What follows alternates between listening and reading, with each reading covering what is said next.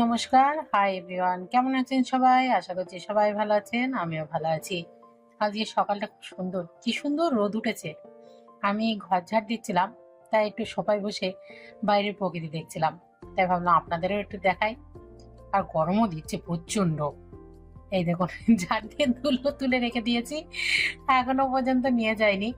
তো বাইরে বসে ভাবলাম আপনাদের সাথে একটু কথা বলি। আর এই একটু বাইরের প্রকৃতিটা দেখি।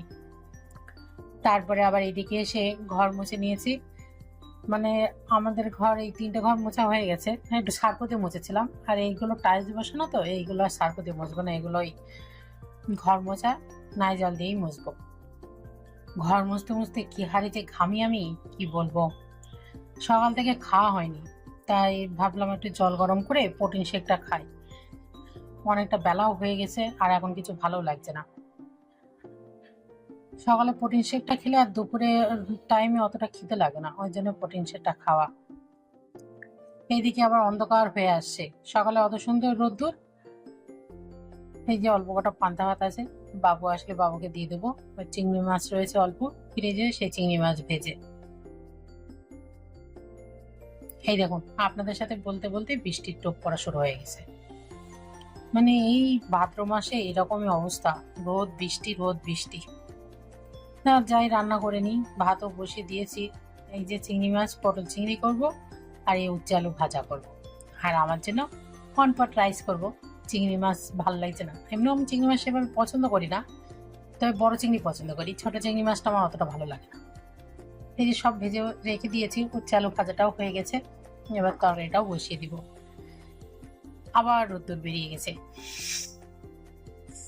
ঘেমে পুরো আমি চ্যান হয়ে যায় একদম। এই যে সবার খাওয়া দাওয়া কমপ্লিট। আমি এবার থালা বাসন মেজে একেবারে চান করে আসবো। এসে তারপর আমিও খেতে বসবো।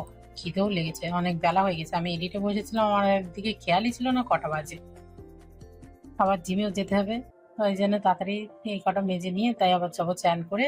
এসে দুটো খেয়ে একটু রেস্ট নিয়ে চলে যাবো জিমে। এই যে আজকে একটু হলুদটা কম দিয়েছি, আগের দিনকে প্রচন্ড হলুদ হয়ে গিয়েছিল। এই যে তরকারি কালারটা এই যে এসেছে। সবার খাওয়া হয়ে গেছে, আর অল্প একটু রয়েছে, যে খাবে খেয়ে নেবে পরে।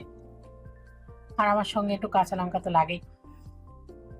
কাঁচা লঙ্কা কামড়ে খেতে এত ভালো লাগে। আর সরি কালকে ভিডিও দিতে পারিনি, কারণ কালকে একটু মানসিকভাবে ডিস্টার্ব ছিলাম। আমি এডিট করতে ভুলে গেছিলাম। মানে সবকিছু রেডি করা ছিল, কিন্তু আমি ভয়েস দিতেই ভুলে গেছি, ওই জন্য আর দেইনি। মানে এতটাই মানসিক একটা চিন্তার ভিতরে ছিলাম। মন ভালো না থাকলে আর ভয়েস দিতে ইচ্ছা করে না। কিন্তু কি বলবো, আপনাদের সাথে কথা বলে আমার প্রচন্ড মন ভালো হয়ে যায়। যে রেগুলার একটা ভিডিও দেওয়া, আপনাদের সঙ্গে কমিউনিকেশন করা, এই জিনিসটা আমার সত্যি মন থেকে অনেকটা শান্তি দেয়। জিম থেকেও চলে এসেছি, রাত্রে রুটি করেছিলাম আর ওই তরকারি ছিল, আর ভাজা করেছিলাম, আলু ভাজা। তো ওই দিয়েই সবাই খেয়ে নিয়েছে। এখন এইগুলো মেজে নেবো, নিয়ে আমি চান করবো। প্রচন্ড ঘেমে গিয়েছি আমি একদম। জানি না আপনাদের কাছে ভিডিওগুলো কেমন লাগে, আপনারা তো অনেকে কমেন্ট করেনই না। ভালো লাগলে কমেন্ট করবেন। আমার কমেন্ট পড়তে কিন্তু প্রচন্ড ভালো লাগে।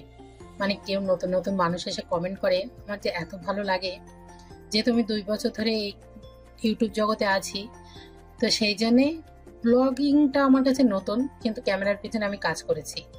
তো সেখানে যদি কেউ কমেন্ট করে, তো আমি সেগুলো পড়ি, তাদের উত্তরও দিই।